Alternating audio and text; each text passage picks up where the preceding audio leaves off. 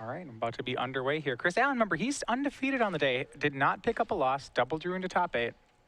Pretty competent pilot here of Omnitel. Yeah, he was impressive when we had him on camera against the blue-white-red Delver matchup. Despite the black mana t-shirt. Setting It's his a ruse, yeah. Yeah, throwing his opponent off. Do you ever do any of that kind of stuff? No, I go the other way. Okay. I would like put blue mana symbol sleeves on my High Tide deck. Yeah, I have a red mana symbol box. I play in most events.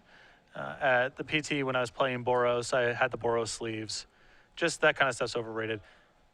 Yeah, Grand Prix so Charlotte played Boros at the seal deck, bought the Boros t-shirt. I mean, there's a lot of there's a lot of players where it's like, okay, you're playing against Wafo Tapa, right? Like, okay, this negate's going to be pretty good. You Yeah, know? exactly. Like there's a lot of players where like, and does that stop him from winning a lot of rounds of Magic? No, not really. He's just pretty good at doing it. Turn 1, Chris Allen's going to brainstorm main phase. He's going to play around cards like Spell Pierce. Passes back to Hoey. Hoey does have the turn 1 Delver, so pressure is going to be on this game. And I think that's a heads-up move by Chris. He needs to basically get all of his cantrips to resolve to be able to assemble combo pieces plus counter spells to plow through. So even though it seems innocuous to allow Matthew to counter your brainstorm there, better to let's have it resolve. Now, Hoey does have Daze in hand. So if you look at his hand here, he has a Wasteland. That's not going to be much help. But he has Daze, Brainstorm, a lot of the tools he would need here. He doesn't have too many counter spells yet, but he has like Fetch Land. He has Fetch Land and Brainstorm, so he'll be able to spend these turns while Chris sculpts his hand. Hoey will be able to sculpt his own. Chris Allen plays a land to play around Daze, then plays a Ponder. He's going to play this Ponder into a Daze. I imagine Hoey will let it resolve also. Yep. Not willing to fight that fight just yet. This isn't the spell you want to fight over. He wants all hands on deck when it comes time for the counter war. I think it's more correct to be using your dazes like that against a deck like Sneak and Show, where they do have the ability to overpower your dazes with all the extra mana. But Omnitel plays pretty fair as far as that stuff is concerned. Yeah. Also, Sneak and Show, their hands can be a lot more unstable. You know, they have, for example, like 8 Gristlebrand and Emrakul cards. Like sometimes their hand has a bunch of real duds in it. So their hands oftentimes really need that Ponder to resolve, whereas Omnitel is a lot smoother of a deck to play with. Well, Omnitel still has 4 Omniscience, 4 Enter the Infinite, and arguably 3 Dream Halls. So there is some clunkiness there, but it does play the 12th, you know, it does play Preordained alongside Ponder and Brainstorm. Yeah. I think that's the major source of stabilization. I guess I better put it, yeah, it has 12 cantrips. It has a stronger mana base. Yeah, I think it doesn't rely as hard on an individual cantrip to help it out. We see Hoey with that Brainstorm here, going to find another copy of Daze. And crack away a Flooded Strand. So very good opening here for Hoey. Yeah, he has the turn 1 he has the Flip Delver on turn 1. And he does have some soft permission, so that much seems to be going his way. We'll see whether or not he can keep it going. And another Delver will join the fray. And this is something you may not have been able to do. No, with Double Daze, you probably still could do this against a Sneak and Show. But he taps out for another Delver this turn. Wants to increase his clock further still. It would at least be a riskier play. Yeah. But you know, Chris is way less likely to just explode with a bunch of mana out of nowhere than a Sneak and Show deck. Yeah, Chris brainstorms here, and as you look at his hand, he does have Force of Will and 2 Pact of Negations, so he is ready for a big fight. The question is whether or not he actually has the combo. He's putting an Omniscience back on top of his deck. I think he has another Omniscience in hand, so that's a bonus copy of it. Third land here, that's going to be a fetch land. He's not going to play around Stifle this time. But my guess is, if he can get a 4th land and a Show and Tell, he may be able to fight over all this counter magic. It looks like he's built up quite the hand.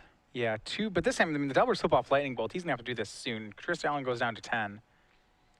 He's in danger of dying next turn to double Lightning Bolt. Or just this Nimble Mongoose and a Bolt. Hoey is putting him on a turn 4 kill just with the aggro aspects of his deck. Yep. And this is the ruthlessness that Rogue Delver brings to the table that is kind of absent from other builds of Delver. I mean, this really speaks to me of Legacy, that you're a deck that can, like, so in Modern, Affinity is pretty cool because it's a pretty, like, it's an aggro deck that turn 4 kills most every game.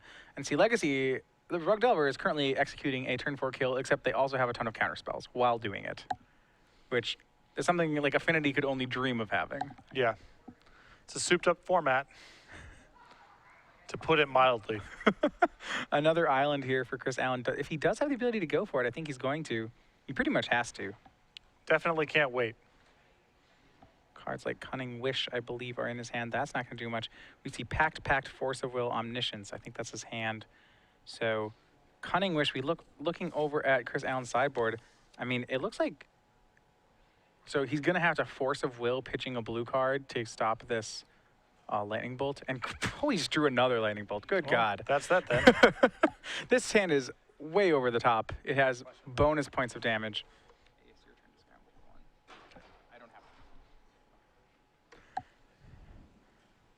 And yeah, gonna go Lightning Bolt to Chris. Chris is gonna have to force it.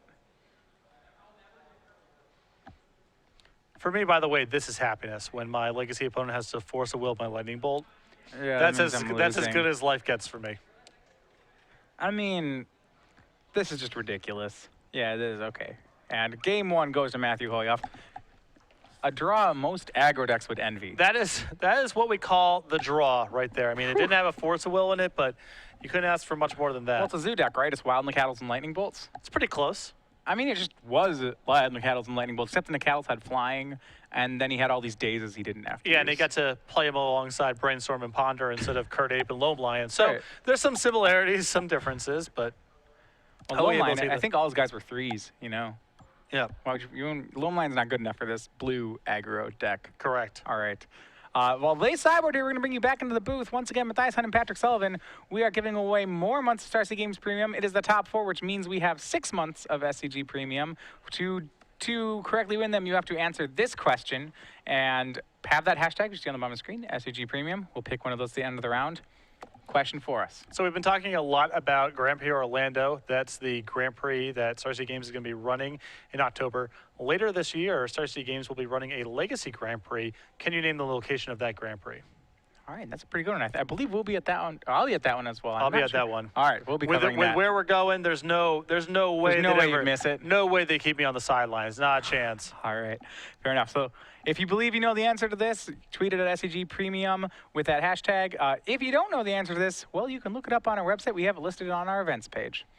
But that will bring you back into the round. This is between Omnitel and Rug Delver. Let's go look at the sideboard matchup. So, on the Omnicell side, again, this is a Cunning Wish deck, so a lot of sideboard slots are already accounted for as far as that goes. As far as cards to literally bring into the deck, there's 3 Spell Pierces, 3 Leyline of Sanctity, and 3 Defense Grid. This feels like a Defense Grid matchup to me. Hoey's only form of interaction, honestly, is counter spells, and Defense Grid's an excellent tool against that. Well, to be fair, he has a form of interaction of flipped Delvers and a barrage of lightning bolts, but that's not usual for him. Right, that's a fast kill, but Chris's kills are going to be faster, uncontested. So the counter spells are really important for Hoey, and to that end, I think you're going to see Defense Grids come in. Yeah, and I would agree. It's probably just a Defense Grid matchup. It's not really a Spell Pierce matchup. Like I said, Spell Pierce is for combo decks. Defense is for control. Leyline is for discard. Yeah. It's pretty straightforward. All those things are wishboard targets. And on Hoey's side here, 2 Rough Tumble, 3 Submerge, 3 Power Blast, 2 Flusterstorm, an Ancient Grudge, 2 Grafdigger's Cage, and a Cursed Totem. 2 Flusterstorms and 3 Great. Pyroblast. That is Great. easy. Yep. Huge upgrades here. Beyond that, I don't know if he's going to want to go so far as to bring in the Ancient Grudge to fight over the Defense Grids. That feels a little too narrow to me. But if he has other cards in his deck he doesn't like particularly, he can do that, I suppose. Yeah, I'm not actually completely opposed to bringing in that Defense Grid when you put it that way. There are some cards like, I'm not a huge fan of Stifle in this matchup. Yeah, it's really only the fetch lands that we're looking at here. The 1 Fort Bolt, that's easy to cut. And so those are 5. That gives you the 2 Flusterstorms and the 3 Pyroblasts. Beyond that, is there a card in here that's worse than an Ancient Grudge? That's a good question. I mean, I feel like the answer is no. yeah, like a creature, like a Nimble Mongoose, maybe, perhaps, if you really want the Ancient Grudge. And I know it's dangerous to cut any creatures in this deck. Yeah, there's only 12 to begin with, and it's incumbent on Hoey to have something early to get some pressure going. I might cut a Lightning Bolt, actually. I think an Ancient Grudge may be better than a Lightning Bolt. So I'm fine having Lightning Bolts. It's just Lava Spike, but that's okay. I think that I would rather cut. I know this is sacrilegious for me to say, but I think I'd rather cut Gataxian Probe than the Lightning. I think the bolts are actually good in this matchup. They represent a full turn a lot of the time. They can. It depends. Just the Gataxian Probe, the information it gives is pretty non-trivial. The problem is Gataxian Probe is actually a completely free card. Like paying 2 life, since it's actually not a thing in this matchup, it's really hard for me to say that you'd want to cut Gataxian Probe. Oh, I've lectured people for the better part of the year on this one, but I think that I feel that just like everything else in the deck is better than that, and I think that Lightning Bolt on average is going to be better than Ancient Grudge. Okay. I mean, I can buy Lightning Bolt Ancient Grudge version. I don't know. I need to hear this lecture at some point, though. The Gataxian Probe's busted and people that don't play it in their legacy decks. No, I'm saying that if you're in a matchup where your opponent actually doesn't even write your life total on their score pad, the Gataxian Probe's pretty busted. Yeah, maybe you're just supposed to never cut it. That makes sense to me. I would just keep in the 4 bolts and call it a day. Like, say you're playing against blue-white control and standard. Like, I would just play all the Gataxian Probes I could against them because they can't kill you. Yeah. There is a point at which it damages your mulligan information a bit, but that's certainly not 2 copies. Right. Yeah, it's like 10, 8, you know. There's a reason we don't just run Manamorphose in every deck and Street Wraith. Like, you don't just, no one's just like, okay, I'll Street Wraith down to 56 cards all the time. Like, that's actually a cost. Well, there's the other cost with Street Wraith, too, is you always have to pay the 2 life. With Gataxian Probe, you have the out of simply casting it. Right. For the just outrageous cost of a mana. Gataxian Probe's a really good card. It is quite potent.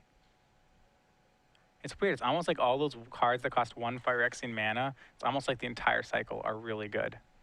So, well, there's multiple single blue ones because there is Gataxian Probe and Mental Misstep. Oh, well, that other one's okay, right? Both of those turned out really well. Mutagenic Growth is a powerful, it's a reasonable tournament level card. It has shown up from time to time. Gut Shot. Again, reasonable tournament level card. Reasonable card. Surgical Extraction. Totally powerful. Marrow Shards. A little underpowered. Okay, that one just doesn't, I mean, they actually have to do something. If your card doesn't do anything, I don't care how much it costs. I actually think Gut Shot is one of the more underplayed cards in Legacy. For combo decks that really struggle to beat Thalia, it seems like an underutilized card. I mean, it costs the right amount of mana to make me want to play it in Legacy. Because with Slaughter Pact, you kind of have to do it and then go that turn. Yeah. And all the other options cost a significant amount of mana. So if you're worried about beating Thalia specifically, it's also, Gut Shot's also good against elves, just kind of randomly. So I think that's a card that could stand to see a little more Legacy play. Like I said, yeah, I mean, any card that costs 0, like, you have my attention. And that doesn't mean I'm going to play it, but, like, you can't just, we have to have a conversation, right? Right, exactly. Is that the whole set? Was there not a black common one? I'm sure there was. Probably killed a creature really or made your opponent discard a card or something. Yeah, maybe it was just Surgical Extraction. I can't come up with another one, but it would have been really bad. All right.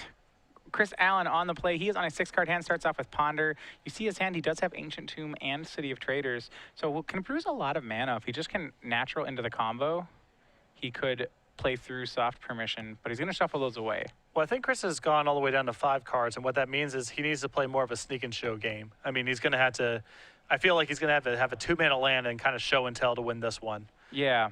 The problem is, like, he needs a show and tell. He needs more, because it's a 3-card combo. This is harder for his deck. Well, he's drawn Emrakul. Okay. And maybe down to 2-card combo territory. He has an Ancient Tomb, I believe, a pair of Dream Halls, and an Emrakul. Yeah, that's... Well, if he draws Show and Tell and Hoey doesn't have any blue cards, then he wins. That's a really big... well, he draws Force of Will off that probe. I don't think that's going to work. He now has a blue card. Now has a blue card, and so it's a relevant one here, too. Force... He has Force and Daze, and Goyf, and Lightning Bolt, and some lands. The hard part is that... Well, I guess Chris can draw out of this. He's going to need a Brainstorm. He's going to need a Brainstorm that brainstorms him into a fetch land to give himself a shot. But yeah, his hand's a mess right now. It's not one of those hands where you can really solve it by Preordained or Ponder. It's got to be Brainstorm, putting some of that stuff back, essentially drawing a new hand. Only Brainstorm will save this hand. That's why it's the best one of the cantrips. And Hoey knows he has some time. He's going to start out on Ponder. We see another Ponder, a Polluted Delta, and another Ponder. I like pondering into Ponder. I'm fine with that. I'd draw some Ponders. And Hoey needed a second land anyway. Okay, so draw Which the is Delta. why I think that's why he was loath to lead off with his Nimble Mongoose there too, because he wants to find the second land and then everything becomes very easy. All right, Hoey's still playing with perfect information as Chris Allen draws Misty Rainforest for the turn. Well, so he needed to draw Misty so that when he draws his Brainstorm next turn, he has a fetch to crack. Yeah. So far, he is still on target. Granted, if he Brainstorms and you're Hoey, do you daze the Brainstorm? Oh yeah. Oh, yeah. I was going to say, right? Leave him with those Dream Halls and that Emrakul. Sounds real good. I mean, Ancient Tomb. Well, okay, he can start just jamming Dream Halls as early as next turn. It'll cost him 4 life every time he wants to try, which is ridiculously dangerous against this deck. But, okay, we have a shot. We can just jam Dream Halls, and then if the next turn we draw Enter the Infinite, we win. It looks as though Hoey has brought in the Grudge. Right, Timer Waves to 2/3. He does have a Force of Will and a Daze. So the Force of Will will get the first Dream Halls, but the Daze is no good here. Chris Allen's going to have 6 lands.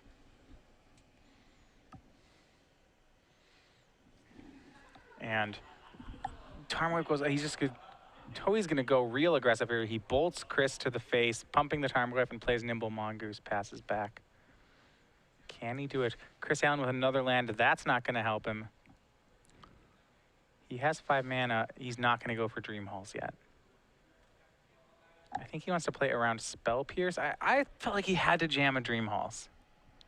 Maybe. I don't know how far that gets him here with how much damage he's taking here. Well, I mean, what's the other plan? So like my plan is to jam Dream Halls, hope it resolves, and then hope I just top deck and Enter the Infinite, and I can pitch a blue card to it.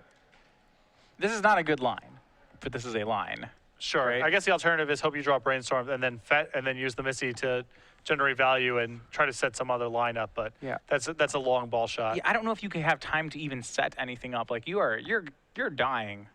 Hoey with only 6 cards in graveyard, fortunately here for Chris Allen, just takes 4. Yeah, Hoey instead just leaving up Pyroblast and Spell Pierce alongside his Force of Will.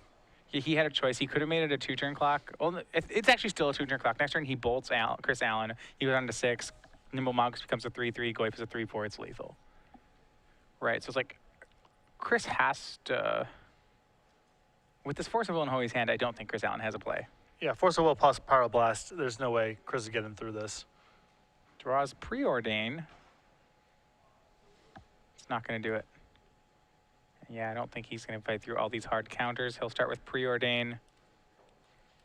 Hoey will probably let that one through. You can wait. Remember, every card in Chris's deck is blue, so you can just wait. You can let him burn his cantrips. He's gonna die next turn, so yeah, he'll go ahead and Pyroblast it. I mean, these plays all seem fine. Goose now a 3/3, thanks to that 7th spell in the graveyard, and this should be lethal. Hoey's gonna swing for 6. Chris goes down to 3, and Lightning Bolt should seal the deal. And Hoey's on his way to the finals, defeating Chris Allen once again in 2 easy games. He is 4-0 right now in our top 8, and he has not shown any signs of weakness. Good old ruthless Rug Delver, still doing his thing. Put up only, he has bashed 2 people really in quick games. It's interesting, we've had, last year I feel like Bug Delver really started to get on the scene.